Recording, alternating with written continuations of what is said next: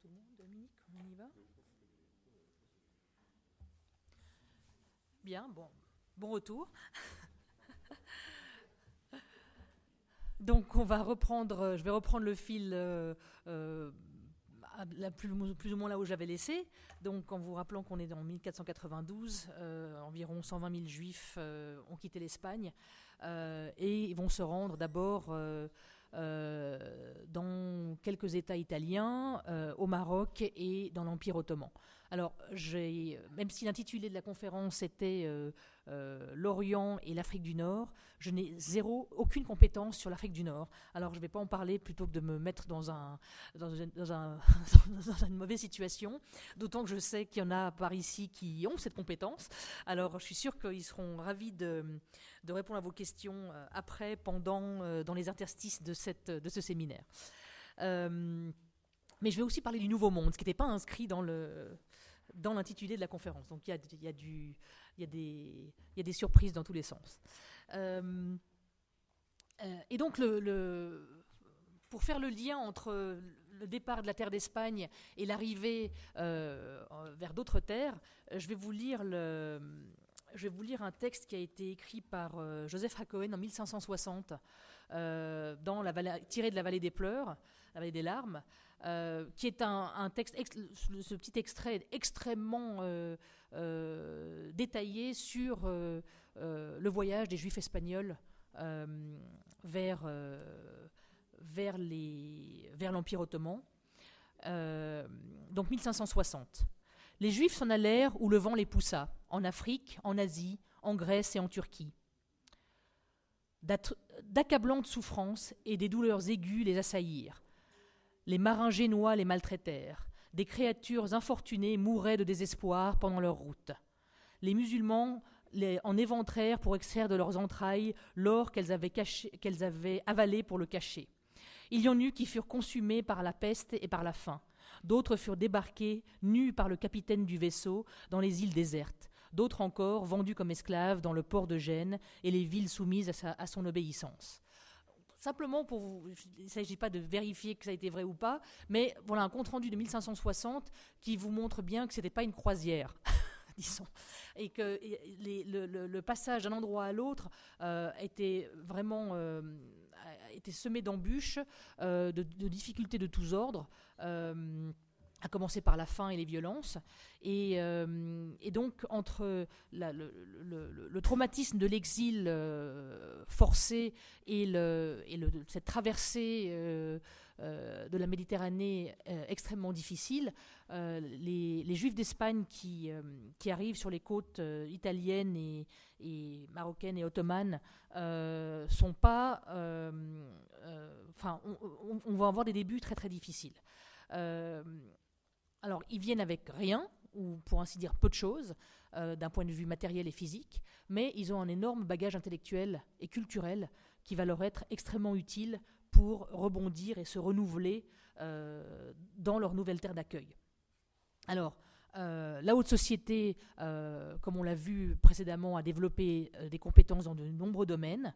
J'y reviendrai. L'administration, la collecte d'impôts, la banque, les finances, la médecine, l'astronomie, la géographie, la philosophie, la littérature. Et puis, a aussi développé une certaine expérience. Aujourd'hui, c'est plus seulement les compétences et les diplômes qu'on regarde sur un CV, mais bien l'expérience. Et dans ce contexte-là, les Juifs d'Espagne avaient une expérience importante et très réussie dans le développement de l'économie, dans l'administration et d'autres domaines. Et donc... quand le sultan Bajazet II les accueille, il y a une légende, et là je dis bien une légende parce qu'on n'a aucun texte écrit, il aurait dit soit, comme il est gentil le roi d'Espagne de me faire un tel cadeau en m'envoyant ses juifs, soit variante, quel imbécile le roi d'Espagne de se séparer de ses juifs, mais enfin vous voyez l'esprit, que l'exclamation du sultan soit véridique ou pas, il y a quand même l'idée, au fond, que les Juifs d'Espagne représentent une valeur qui va servir les intérêts du sultan une fois qu'ils seront intégrés à la vie ottomane de l'époque. Alors, ce qui est à l'arrivée des séfarades dans l'Empire ottoman, et donc là je me concentre sur l'Empire ottoman, il y a déjà des juifs qui sont installés là-bas. Il y a 4 communautés juives qui sont pour certaines assez anciennes. La première, la plus ancienne, c'est les Romagnotes. Ce sont des juifs qui sont hellénophones, donc qui parlent grec, qui sont présents en terre ottomane depuis l'époque d'Alexandre le Grand.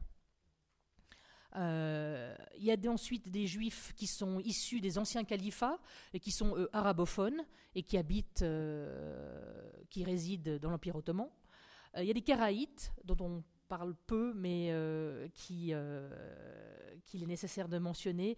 Ils sont là depuis le XIe siècle. C'est une secte juive qui existe encore aujourd'hui, en très petit nombre, et qui a refusé la loi orale, la loi rabbinique, donc les lois mises en place par les rabbins, et donc qui se basent sur la Torah, mais pas sur la loi qui a été établie par la suite.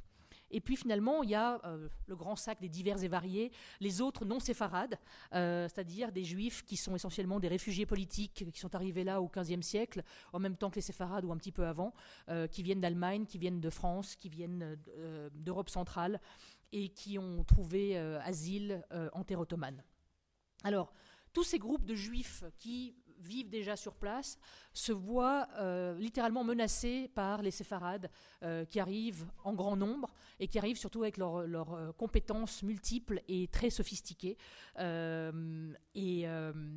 Et donc ça va créer des tensions au sein des communautés juives qui voient l'arrivée de ces séfarades comme une compétition. Et donc peut-être que ça brise là un mythe de solidarité, ou s'il y avait un mythe de solidarité. Voilà.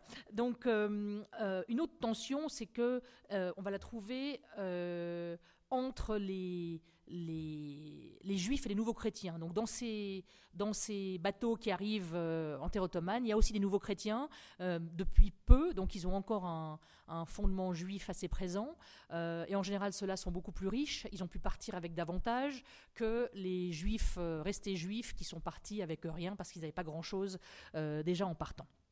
Et donc, ces séfarades qui arrivent en terre ottomane vont exceller et vraiment se prévaloir dans 4 domaines spécifiques. Celui du commerce, ça va, quand je dis commerce, ça va vraiment de la petite échoppe, le commerce de détail, au grand commerce international avec des bateaux et autres moyens de transport. Le deuxième domaine, c'est la manufacture, les textiles, le cuir, le vin, l'orfèvrerie, les munitions. Le troisième domaine, c'est la médecine, à la fois des praticiens et des chercheurs en médecine. Et le quatrième domaine, c'est l'administration. La finance, la diplomatie, la collecte d'impôts, la gestion de villes qui grandissent, etc. Et donc, s'il y a une poignée de familles qui va devenir très très riche et très importante, l'essentiel, la norme, c'est quand même une classe moyenne et aussi des pauvres qui est assez... on ne peut pas comme ça citer 3, 10, 20 ou 50 noms de personnes ou de familles qui sortent du lot. Il y a une certaine unité de ce point de vue-là. Et ce qui est très intéressant, c'est que comme je disais tout à l'heure à propos du fait que les séfarades ont contribué énormément à l'essor de l'Espagne au Moyen-Âge, eh bien, ces compétences et cette énergie et cette volonté cette nécessité plus autant qu'une volonté de se réinventer et de se reconstruire va être au bénéfice de l'Empire ottoman qui lui-même est en train de s'étendre, est en train de grandir, est en train de s'imposer et pour cela a besoin de nouvelles forces vives. Et donc l'âge d'or du séfaradisme ottoman correspond à l'âge d'or de l'Empire ottoman tout court, et ce n'est pas par hasard.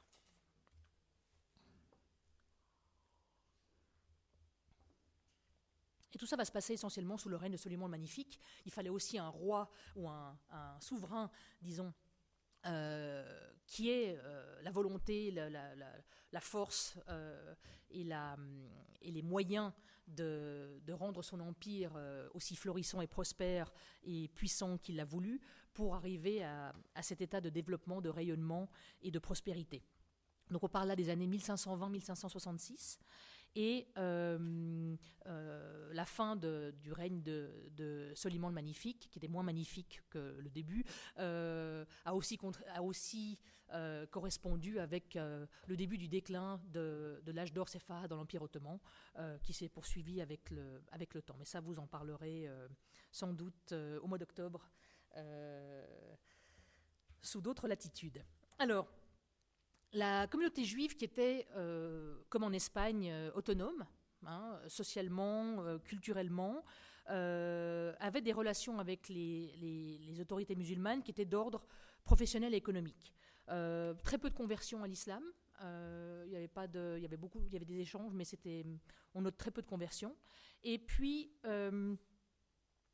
les séfarades commencent à s'imposer donc dans l'Empire ottoman et parmi les juifs qui les précédaient sur ces terres, par leur bagage intellectuel, comme je l'ai dit, par leur bagage culturel, et pensant surtout que, quelque part, leur exil était temporaire. Je crois que c'est une chose importante à rappeler. Quand les Juifs d'Espagne quittent l'Espagne, ils pensent que c'est une mauvaise passe. Il y a l'idée que ça va durer ce que ça va durer. Ça peut durer longtemps, mais il n'y a pas d'idée de quelque chose de définitif. Et alors il y a une légende qui est je la répète parce qu'elle est très jolie, que les Juifs d'Espagne sont partis avec pas grand-chose comme possession, sinon la clé de leur maison autour du cou, dans l'idée que justement ils allaient revenir X temps plus tard et qu'ils pourraient retrouver leur maison telle qu'ils l'avaient laissée, avec encore les miettes du petit déjeuner. Et donc, réel ou pas, c'est encore une fois une illustration d'un état d'esprit. Et je crois que c'est important de le mentionner. Et puis, de manière beaucoup plus évidente, évidemment, et ça vous l'avez déjà entendu hier ou avant-hier, ils ont gardé leur langue, ils ont gardé toutes sortes de traditions et de rituels qui sont typiquement espagnols, et des noms espagnols, et une manière aussi de se retrouver entre eux qui était toi tu viens de là, et c'était clairement aussi imprégné de culture hispanique. Donc, ce qui est intéressant, et là je regrette Monsieur Lévy, mais je vais continuer à avoir une vision macroscopique.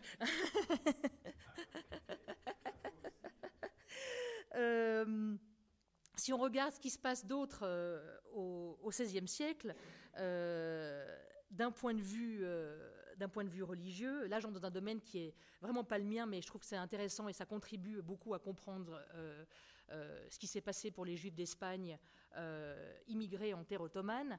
On a un XVIe siècle qui est assez bouillonnant d'un point de vue religieux, et notamment dans cette région du monde, puisqu'en 1510, donc, il y a l'expulsion des Juifs d'Espagne qui, même si, comme je l'ai montré, a une dimension politique indéniable, utilise des ressorts ou des atouts religieux pour se justifier. En 1517, on a les 95 thèses de Luther, donc le christianisme qui est ébranlé, qui est même carrément en phase de divorce, et je ne parle même pas du contenu antisémite des thèses de Luther, ça c'est un autre sujet et c'est pas le mien. En 1527, Rome, le cœur de la chrétienté, qui est mise à sac par les troupes du Saint-Empire et le pape est arrêté. En 1529, les conquérants musulmans qui sont aux portes de Vienne. Et donc ça fait beaucoup d'événements d'ordre religieux et avec une dimension assez traumatisante qui se passe dans les environs immédiats. Et c'est ce qui fait dire à des historiens et notamment des philosophes de la religion que c'est un terreau propice historiquement et aussi dans ce contexte d'empire extrêmement hybride, extrêmement mélangé, que les Juifs, à leur tour, soient imprégnés de de toutes sortes de rêves d'ordre messianique, d'ordre mystique, de questionnements théologiques divers et variés. Alors, ajoutez à cela le fait qu'il y en a certains qui viennent avec un bagage déjà de conversion, reconversion, se cacher, ne pas se cacher. Je mentionne ça parce que c'est pas étonnant que ce soit au sein des séfarades, donc des juifs d'Espagne, qu'on trouve des mystiques qui sont allés très très loin, je vais y venir dans un instant, qui a des tentatives de messianisme, qui a beaucoup de textes qui ont été écrits à cette époque-là, dans l'Empire ottoman, même si les origines de la Kabbale, ça vous en avez entendu parler avec d'autres avant moi, viennent d'Espagne. Et donc on se trouve dans un terreau assez intéressant, à la fois historiquement et religieusement, pour que se développent toutes sortes de pensées et de mouvements, voilà, dans un autre, bien loin du terre-à-terre ou du rationalisme qui avait pu être très présent auparavant. Alors, pour citer quelques noms de ces mystiques, certains allant jusqu'à prétendre être une figure messianique, David Rebeini dans les années 1520, Salomon Molcho entre 1500 et 1532, et puis évidemment plus tard le plus connu, Shabbatai Tzvi, qui a eu sans doute la fortune la plus longue et aussi la plus mouvementée et contestée. Et là, quand vous serez à Salonique au mois d'octobre, vous entendrez largement parler avec ces partisans je crois qu'il y en a encore quelques-uns qui existent des 2 de mai en cherchant bien, mais ils doivent être encore plus cachés que les maranes, sous beaucoup de couches d'identité. Il y en a qui s'affichent en Israël. Je pensais, mon père qui était né à Istanbul, son avocat était un 2 de mai, mais il l'a su qu'au moment où il quittait la Turquie, à la dernière minute, il lui a dit au fait, je te défends parce que ceci, mais voilà, j'en sais pas plus. Donc, voilà, je ne vais pas m'arrêter trop longtemps là-dessus, simplement pour vous dire que l'Empire ottoman est un terreau fertile pour davantage d'études des textes de la mystique juive, de la production de textes de la mystique juive. Et donc là, je parle d'une partie de la population extrêmement intellectuelle, extrêmement cultivée, qui n'est pas l'apanage du peuple dans son ensemble, de la population juive dans son ensemble. Mais c'est intéressant de voir le lien qu'il y a entre tout le travail, toute l'étude et la production de textes autour de la Kabbale en Espagne et son développement ensuite dans l'Empire ottoman, notamment au Maroc, à Thessalonique, à Safed, avec des grands noms comme Moïse Cordovero, Joseph Caro, Isaac Luria. Là encore, c'est pour vous donner des noms et puis pas pour entrer trop en profondeur sur ces questions. Je vais venir maintenant davantage sur les questions politiques et économiques, puisque, comme je l'ai dit, le développement et l'essor et le rayonnement de l'Empire ottoman va correspondre avec l'arrivée des Juifs séfarades. Je ne vais pas leur dire que c'est grâce à eux que tout était merveilleux, mais il y a clairement une relation de cause à effet entre leur arrivée et le développement de l'Empire ottoman. Ce n'est pas le seul, évidemment. Mais on remarque qu'au moment où les séfarades arrivent, l'Empire ottoman est en pleine expansion. Et donc c'est conquête après conquête après conquête, avec un territoire pas toujours peuplé. Et donc le sultan va utiliser les populations juives, on peut utiliser un terme qui est un peu chargé, mais il les déporte, il les transplante d'un endroit à l'autre, parce qu'ils arrivent, quand ils arrivent, ils s'installent à tel endroit, et puis après on leur dit on vient de conquérir telle autre région, ça manque de monde. Comme les Juifs étaient loyaux et fidèles, on pouvait compter sur eux comme population qui n'allait pas fomenter de rébellion, et au contraire, ils allaient plutôt donner un coup de main pour la collecte des impôts et l'administration. C'est comme ça qu'on voit des groupes de séfarades à qui on demande d'aller s'installer au Caire en 1516, à Rhodes en 1523. Là, on a pris ceux de Salonique qu'on a envoyés à Rhodes, à Chypre en 1571. Et donc, eux-mêmes, d'une part, ils doivent doivent contribuer à l'économie et au bon roulement des nouvelles régions et des nouvelles villes, des nouvelles provinces ottomanes. Mais de leur côté, ils développent aussi les institutions juives, les institutions communautaires. Donc il y a des créations d'écoles, des créations d'académies, d'écoles rabbiniques, de synagogues, et tout ce qu'il faut pour que se déroule une vie juive entière. Et au même moment, on voit que, pour ne plus parler que des élites et des élites intellectuelles qui étudient des textes, qui produisent des textes qui ne sont lus que par d'autres érudits, c'est très intéressant de voir qu'on a une démocratisation et si on peut dire, une démocratisation de la pensée juive pour s'adresser aux groupes qui ne sont pas directement des érudits, des grands intellectuels, qui n'ont pas suivi beaucoup d'études. Et c'est dans le cadre de l'Empire ottoman et de l'arrivée des séfarades qu'on va avoir la publication qu'on pourrait appeler aujourd'hui de compilations, d'anthologies, de résumés, qui vont être mises à disposition des juifs de couche moyenne, voire basse, mais pour leur donner un accès à la richesse de la tradition juive, sans pour autant devoir absorber et comprendre les 62 traités du Talmud, par exemple, qui restent obscurs à plus d'un. Donc, y a vraiment c'est intéressant de voir cet effort au sein de la communauté juive, de voir cet effort de démocratisation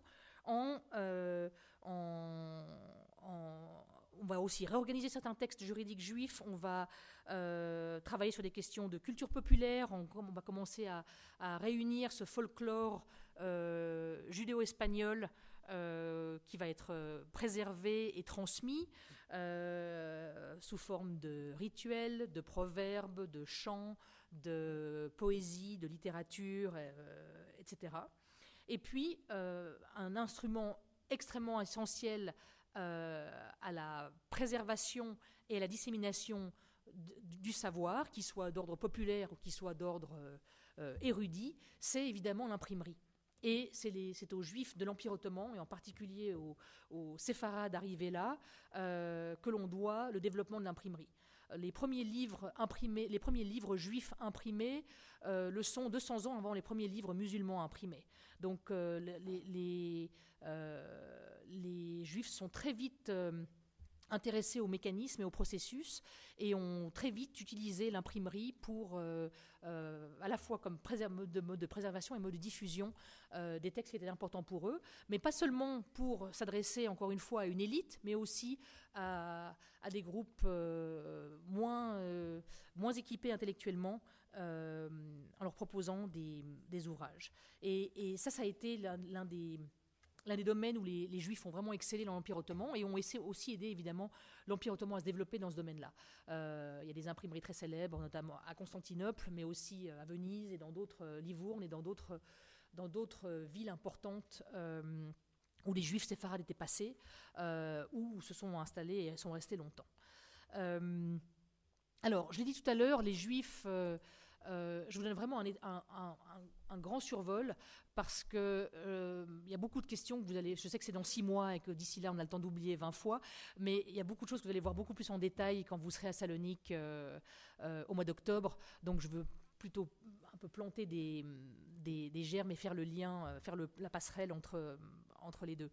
Donc, le statut des Juifs dans l'Empire ottoman, il est ce qu'on a appelé, c'était le statut de dhimmi, donc de personnes tolérées, au même titre que les chrétiens, tolérées comme peuple du livre, mais avec certaines limitations de liberté, des impositions souvent doubles, voire multiples dans les taxations, mais une situation qui permettait aux communautés juives de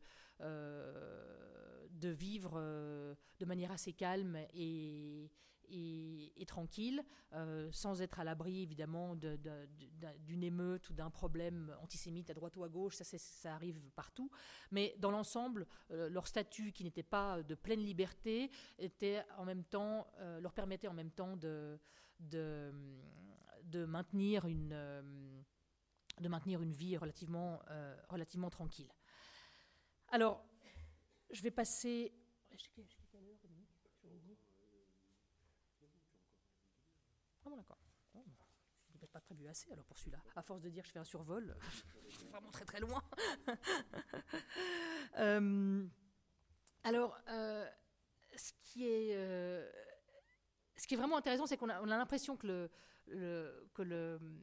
cette communauté juive du Levant, en particulier de l'Empire ottoman, a été florissante extrêmement longtemps. Enfin, il y a un peu cette idée que c'est...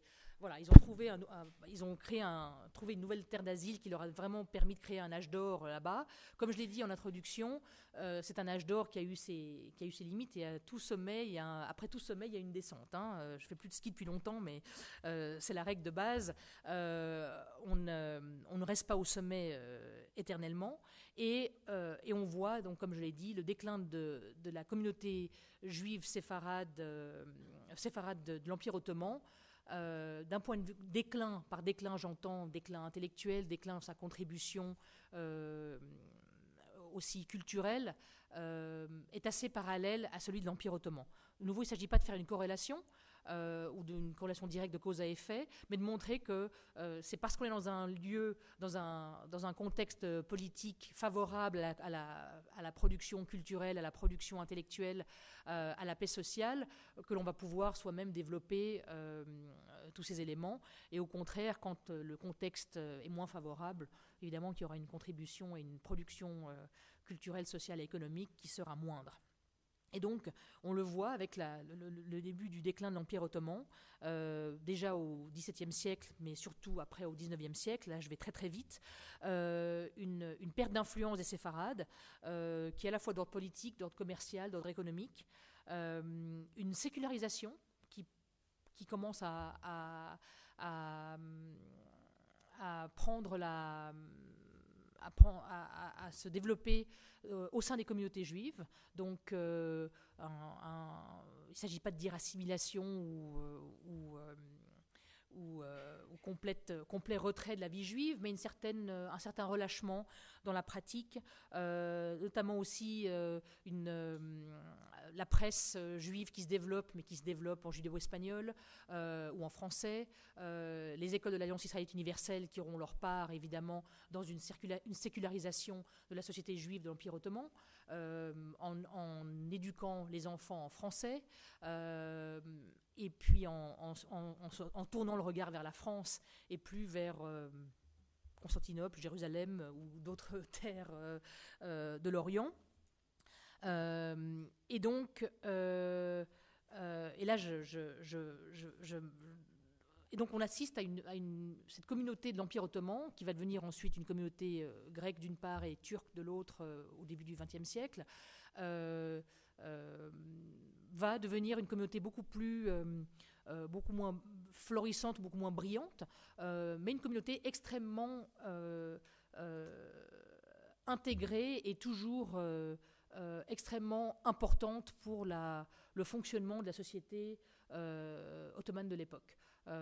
L'exemple le plus frappant, c'est évidemment le port de Salonique. Ça, vous en aurez jusqu'à plus soif au mois d'octobre. Mais on le remarque aussi dans d'autres secteurs de la société de l'Empire ottoman quand il devient Turquie, etc.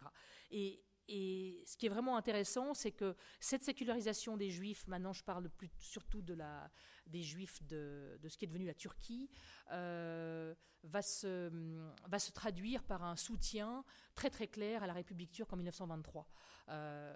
Et donc ça, c'est une illustration de cette sécularisation, de cette modernisation, de cette occidentalisation qu'on voit à la fois en Turquie et aussi au sein de la communauté juive qui y vit.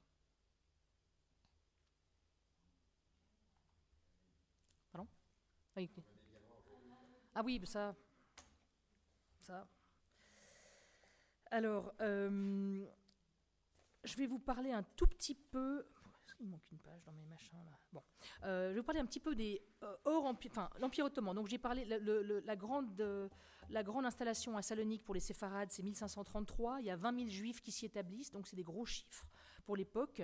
Livourne, autre grand centre important où les juifs séfarades se sont installés et où ils ont développé l'imprimerie, ainsi que beaucoup de recherches et de recherches intellectuelles.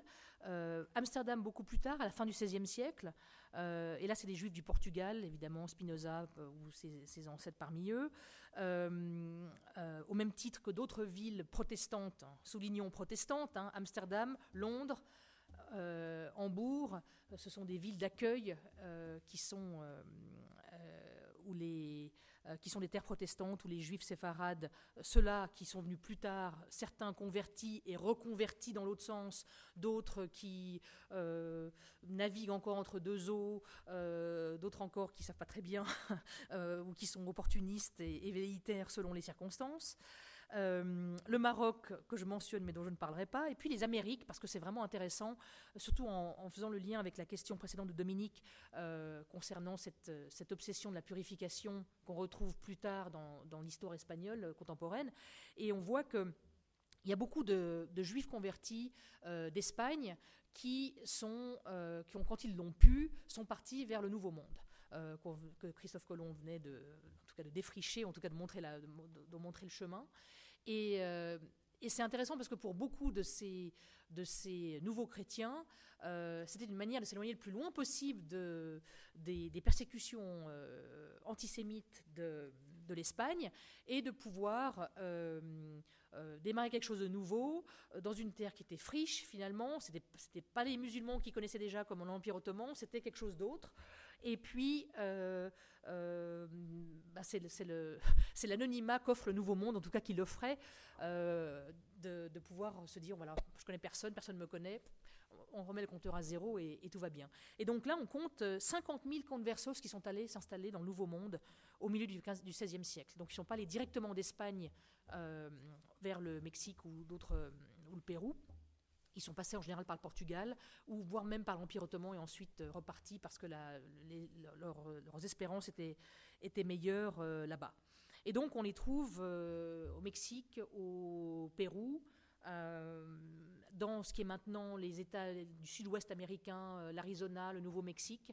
Et puis au XVIIe siècle, ils montent au nord. Et c'est comme ça qu'en 1654 sont établies les premières communautés juives donc séfarades en Amérique du Nord, à Philadelphie, à Newport dans le département de Rhode Island, Savannah en Géorgie, Charleston en Caroline, et puis New York dans la foulée. Voilà. Et donc il n'y a pas très longtemps, l'Amérique les États-Unis ont célébré les 350 ans de présence juive sur ces terres, et donc c'était des séfarades qui brinque-ballés de Espagne, Portugal, arrivés au Nouveau Monde, d'abord par le sud et ensuite montés au nord.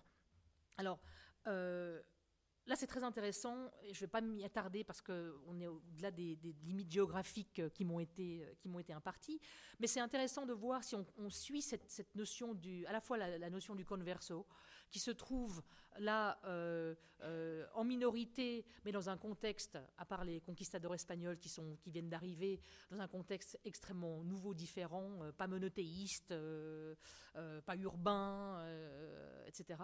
Et puis qui quelque part veulent se réinventer et faire table rase du passé. De l'autre, finalement, ils sont rattrapés par l'Inquisition qui va les rattraper. Et on a affaire à une inquisition, alors cette fois beaucoup plus efficace et beaucoup plus pratique et cruelle qu'en Espagne, au Pérou, au Mexique, avec des bûchers, avec des condamnations, avec une documentation, avec des confessions forcées, etc. Et là, c'est très documenté. Il y a un livre, je sais qu'il existe, il a été traduit en anglais, je ne sais pas s'il a été traduit en français, mais c'est l'histoire de Luis de Carvajal, qui est un nouveau chrétien qui a continué à judaïser à son arrivée au Mexique. Il est traduit, il existe en français. C'est une des histoires exemplaires, en fait, où toute une famille est poursuivie. On soupçonne la mère, la sœur, les enfants. C'est une histoire assez horrible. voilà. Moi, j'ai lu. Alors justement, il a beaucoup écrit lui-même, et c'est un document extraordinaire de première main, et donc il a été traduit il y a quelques années en anglais, parce que moi je l'ai lu quand je vivais aux États-Unis. Et donc, on a plusieurs éléments, comme ça, on a plusieurs témoignages de première main de ces conversos qui sont arrivés au Nouveau Monde et qui ont été rattrapés, qui pensaient avoir échappé aux autodafés en Espagne et qui se sont fait rattraper de manière beaucoup plus violente, arrivés au Mexique notamment, etc. Il y a d'ailleurs un musée de l'Inquisition à Mexico City, avec des outils de torture, etc. etc. Et on peut acheter une casquette qui dit Inquisition. Je ne l'ai pas acheté, mais ça fait partie des choses qui m'intéressent, c'est le tourisme, le nécrotourisme. Donc j'étais assez frappée il y a quelques années de voir ça. Donc pour dire que l'Inquisition, qui ne s'adressait pas seulement aux Juifs dans le Nouveau Monde, elle est encore présente aujourd'hui, on la voit, et même si elle a été un petit peu balayée, ou elle est placée sous forme d'anecdote, ou je ne vais pas dire Disneyland, mais presque. Donc, ce qui est important, c'est quand même 50 000 convertis récents qui s'installent au Nouveau Monde, c'est quand même un nombre important, et puis l'Inquisition qui les poursuit jusque-là. Avec aussi, ce qui est vraiment passionnant, c'est qu'il y a de la documentation. Il y a des textes, il y a des journaux intimes, il y a des confessions forcées, on voit bien que c'est forcé, il y a des récits divers, des lettres qui ont été envoyées, parce qu'à ce stade, les séfarades des communautés sont éparpillées un peu partout, donc on a toujours un cousin ou une relation d'affaires à droite ou à gauche, et donc on a des documents assez intéressants qui nous parlent de la vie de ces nouveaux chrétiens ou renouveaux juifs, ou naviguant entre les deux quand ils sont au Nouveau Monde. Et puis, là, je sais qu'en tout cas, Judith est une experte, mais il y en a peut-être d'autres ici. La notion du converso qui ensuite se transforme en crypto-juif, comme on les appelle aujourd'hui, ou anousim en hébreu. Et là, depuis de bonnes dizaines d'années, c'était vraiment un sujet de recherche important aux États-Unis pas seulement aux États-Unis, en Amérique, disons, dans les Amériques, où l'on retrouve ce que je mentionnais un petit peu à propos de l'Espagne, certains rituels qui sont préservés, souvent déconnectés d'une injonction religieuse ou d'un texte biblique ou d'une prière ou de ce qui fait qu'un rituel est efficace en tant que rituel. Il reste que l'action, sans avoir tous les éléments qui assurent son efficacité. Et donc, on en retrouve de plus en plus. Il y a beaucoup de chercheurs qui se sont intéressés à ces questions-là, ou des expressions du type Saint-Esther, ou du type de bougie qu'on allume et qu'on cache dans un placard, ou d'un jour de jeûne dans l'année, ou de pénitence, mais qui n'est pas appelé exactement pénitence, ou certaines choses qu'on ne mange pas, ou qu'on mange comme ci ou comme ça. Donc, il y a beaucoup de recherches qui se développent là-dessus et qui sont assez intéressantes. Et là, c'est aussi un avatar, finalement, de la figure du converso, déplacé au fil des siècles et dans des nouveaux contextes dans le Nouveau Monde. Alors, aujourd'hui, donc pour tirer un petit bilan, donc les Juifs séfarades qui vont revenir à l'Empire ottoman et qui se sont installés là-bas, comme je l'ai dit, il n'y a pas eu tellement de gens célébrissimes ou excessivement riches, etc. Il y avait de tout, des dockers à Thessalonique aux marchands à Amsterdam, en passant par les artisans à Venise et les orfèvres à Constantinople. Mais c'est vrai qu'ils ont permis à la fois à leur communauté et à l'Empire ottoman de rayonner et de prospérer. Beaucoup d'excellents administrateurs, de médecins, de juristes, peu de grands intellectuels, et puis, pour terminer sur le converso, qui est vraiment une figure qui me passionne de plus en plus depuis que je parle, depuis 2 heures, ça me donne envie de me replonger dans certaines choses. On voit comment certains sont restés chrétiens. Ils avaient vraiment tourné la page du judaïsme, c'était une question d'opportunisme qui les a fait être chrétiens, et puis et puis la vie continue comme ça. D'autres sont redevenus juifs, mais ont gardé un patronyme chrétien. C'est comme ça qu'on a beaucoup de juifs d'origine espagnole qui ont des noms très espagnols ou très portugais, les Pereira, les Pérez, les Rodriguez, etc. Et puis des quelques rares communautés maranes qui sont restées figées jusqu'à ce que des vilains anthropologues viennent les découvrir et faire des films et des photos et les sortent de leur anonymat ou de leur clandestinité. Mais ça reste vraiment de l'ordre du très minoritaire. Je ne veux pas anticiper sur où on en est aujourd'hui, mais c'est vrai qu'aujourd'hui, si on regarde l'état des communautés de l'Empire ottoman, c'est malheureusement une quasi-peau de chagrin, pour toutes sortes de raisons qui ne m'appartient pas d'évoquer ici, mais qui sont assez évidentes. Et donc, on a, mais au même titre que où sont les Juifs d'Espagne aujourd'hui, ça vous allez en parler encore ces prochains jours, il y a un héritage clairement extrêmement fort, et les pays, tant l'Espagne, le Portugal, que les terres d'accueil des Juifs séfarades par la suite, n'auraient certainement pas eu l'essor et le rayonnement qu'elles ont eu sans la contribution des Juifs séfarades. Même si elle n'est pas la seule, clairement, mais les choses en auraient été autrement pour ces différents empires, ces royaumes, si les Juifs séfarades n'avaient pas contribué comme ils l'ont fait. Voilà, je vais m'arrêter là.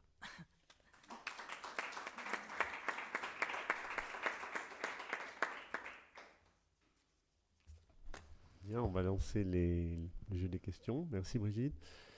Est-ce que quelqu'un souhaite intervenir? Oui, Claire.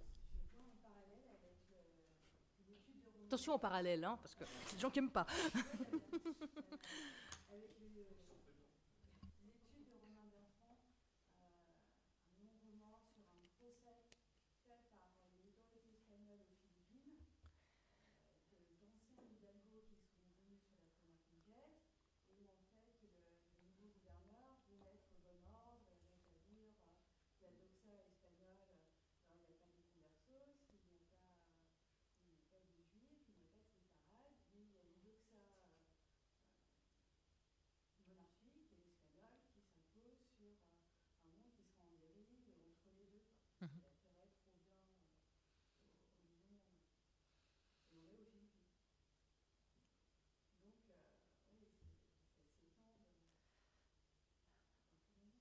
Ouais.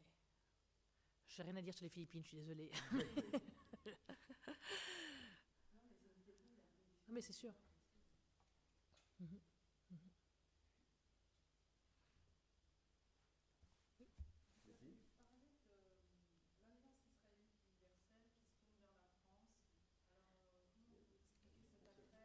Enfin, qui est française.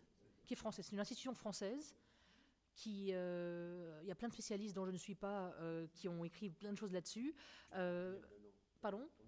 Ah bon, en plus, voilà. Mais en gros, c'est un système de scolarisation pour enfants juifs en Orient. Donc dans des communautés où a priori leur niveau d'éducation était très bas et très porté par les communautés religieuses. Et là, on leur propose une éducation, on leur propose le système éducatif français. Donc c'est l'histoire de France, c'est la langue française, c'est la géographie française, c'est nos ancêtres les Gaulois, des petits Marocains.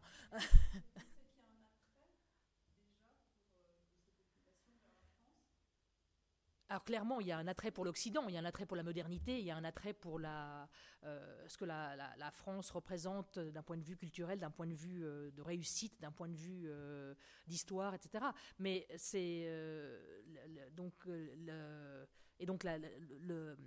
ce qui est important, c'est que l'éducation qui est proposée par les établissements de l'Alliance israélite universelle à ces enfants juifs du pourtour méditerranéen, pour faire bref, n'importe quel programme scolaire que vous imposez avec un certain biais, ils vont plus être autant en train d'étudier l'hébreu et les lois juives, mais beaucoup plus Victor Hugo et Charlemagne. Hein? Donc c'est ça ce qui va contribuer aussi à une... Oui. Je vais vous donner une anecdote à propos de cet attrait pour la France. Mon grand-père, qui est né en 1907 à Thessalonique, est parti en 1922 pour le Caire. Et donc il était adolescent, et à la fin de vers l'âge de 20 ans, quelque chose comme ça, il a rejoint un groupe de jeunesse qui s'appelait l'Amicale culturelle judéo-espagnole du Caire. Donc déjà, il y a un spécialiste du Caire dans la salle, mais déjà c'était très marqué, c'était le club de la jeunesse judéo-espagnole. Bon. Et puis qu'est-ce qu'ils faisaient? C'était un groupe de jeunesse, jeunes adultes, adolescents. Qu'est-ce qu'ils faisaient le week-end, etc. Ils faisaient du théâtre. Donc mon grand-père a fait beaucoup de théâtre amateur dans ce cadre-là. C'est du théâtre amateur. Un niveau quand même assez poussé parce qu'ils avaient des représentations, il fallait vendre des billets. Il y avait des critiques qui sortaient dans les journaux de langue française de l'époque. Il a conservé 3 classeurs magnifiques où il a tout gardé. Un jour, j'en ferai quelque chose. Et puis, qu'est-ce qu'on regarde Je regarde le répertoire. Le répertoire, c'est Molière, c'est tous les classiques français. En général, le registre comique, mais c'est du vaudeville, etc., etc. C'est que du français. Et quand de temps en temps, alors ça s'appelle le cercle de la jeunesse judéo-espagnole du Caire, donc il y a quand même le mot juif quelque part. Il y a judéo-espagnol, donc on montre bien qu'on n'est pas ashkénaze et qu'on n'est pas de ceci, on n'est pas de cela, qu'on est du Caire et pas d'Alexandrie. Bon, mais ça c'est des détails. Et puis, même quand ils font une soirée, parce que ça tombe sur la fête de Hanouka, c'est, ah oui, au fait, tout petit en bas, il y a peut-être un rabbin qui va allumer une bougie dans un coin. Mais c'est pas le sujet principal. Le sujet principal, c'est que, voilà, il y a des jeunes, il se trouve qu'ils sont juifs, et qui vont vous jouer du Molière ce soir. Oui, j'ai des photos de 1932 de mon grand-père jouant l'avare, dans le rôle de l'avare. Et voilà, c'est pour montrer combien ils étaient tournés vers la France.